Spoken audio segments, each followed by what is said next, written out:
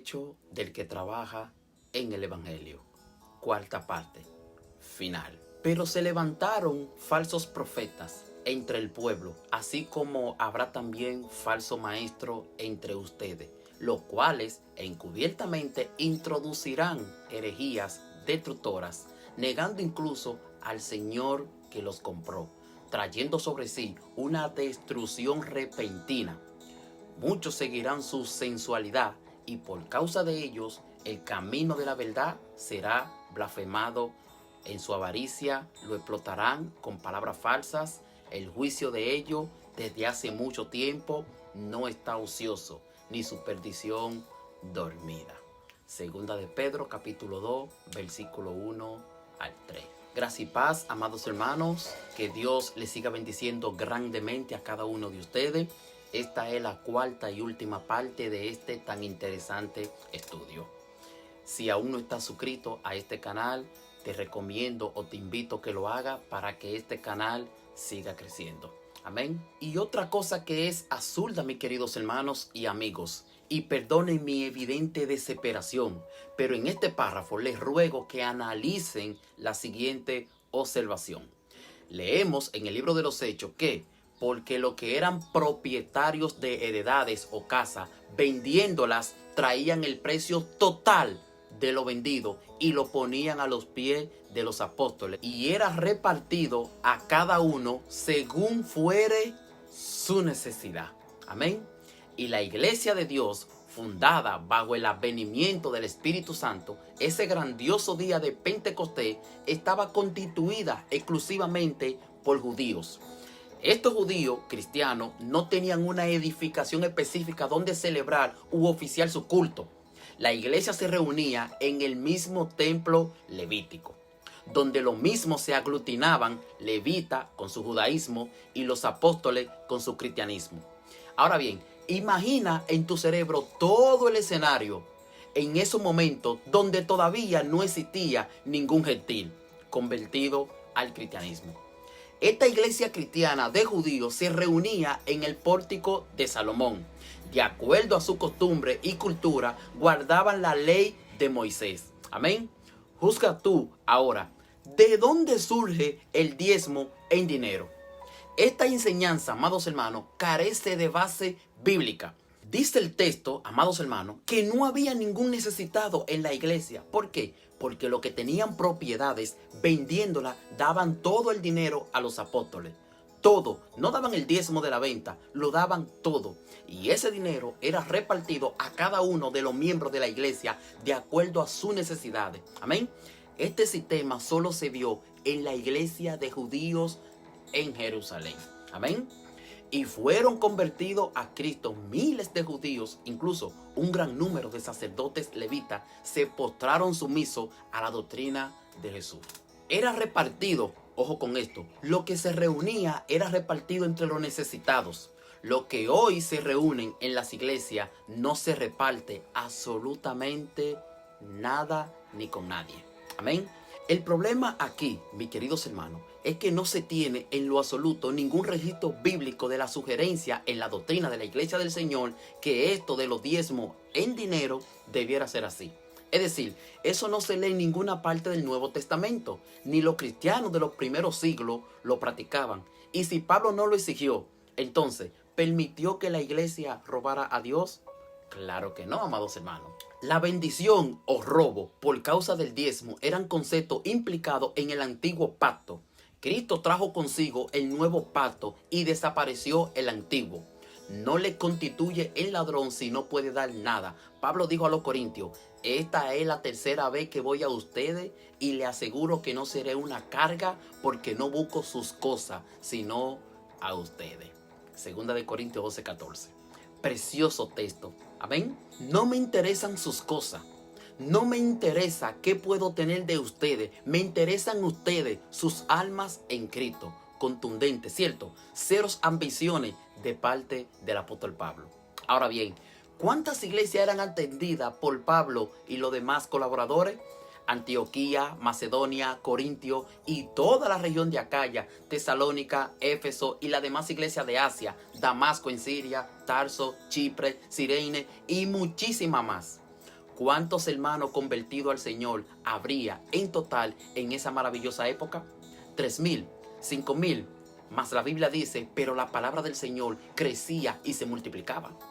La iglesia entonces era consolidada en la fe y crecía en número cada día. Amén.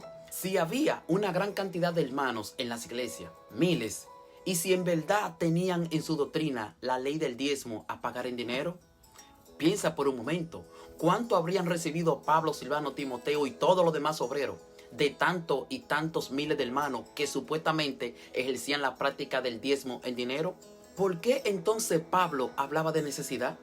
¿Por qué Pablo y los demás hermanos padecían hambre, sed, frío y miseria?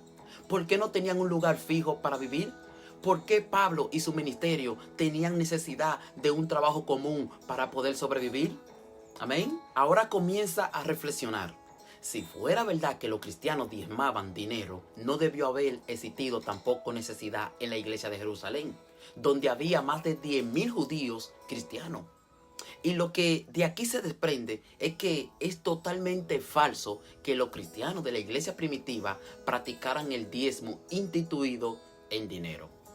Te pido por favor que lea en tu Biblia todos estos textos que te voy presentando en pantalla.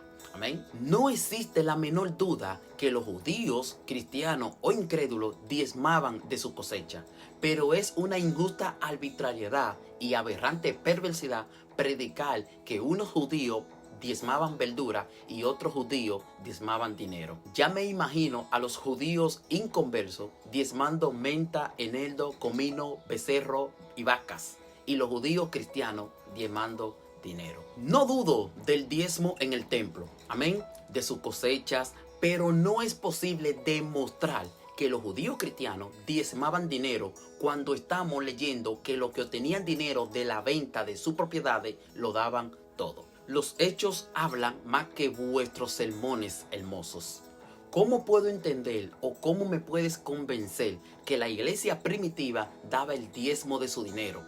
Si el texto dice que lo que daban todo, aunque yo no estoy promoviendo que se deba dar todo tu dinero, esta fue una práctica meramente propia de la iglesia de Jerusalén. Y otro dato importante, amados hermanos, los judíos que vendían sus propiedades no la pierden para siempre. ¿Por qué? Porque cada 50 años son recuperadas en el año del jubileo. Investiga todo esto, por favor. Ahora surge con gran obviedad la siguiente pregunta.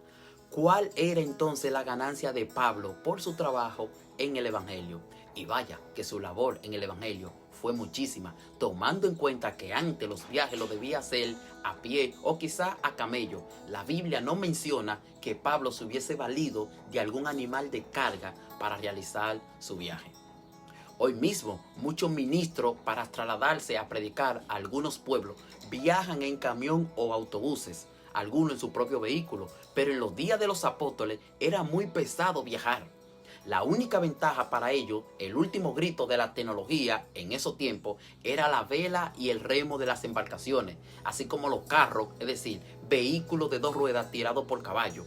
Y Pablo no solo debía pagar su pasaje, amén, sino el de todos. Entonces, ¿qué ganaban Pablo y los demás miembros o colaboradores de su ministerio? Y esta observación es enorme, amados hermanos.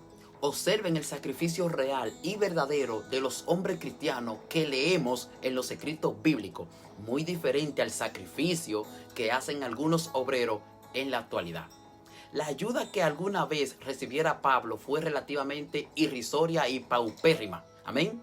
Es bastante obvio, por ser evidente, que no le era suficiente.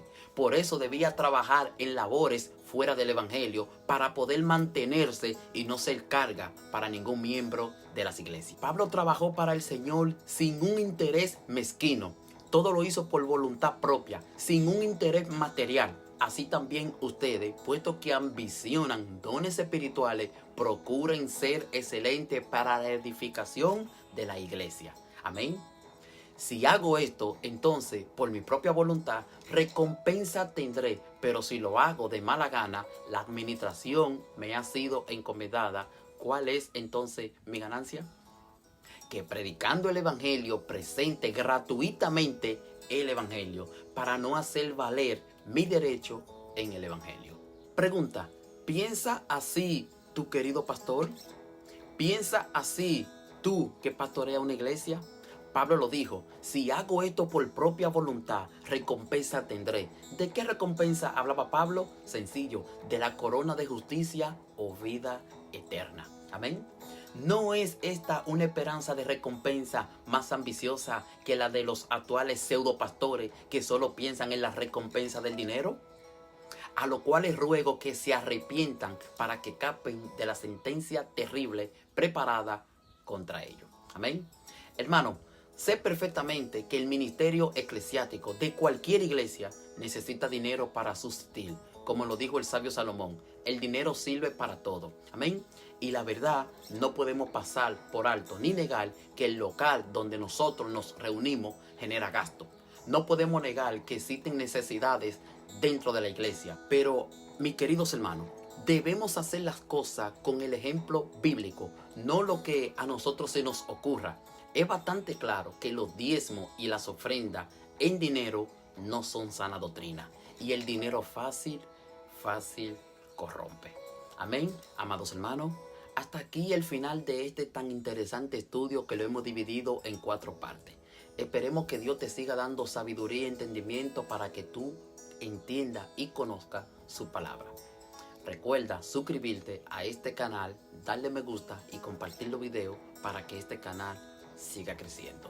Y recuerda seguir leyendo la Biblia.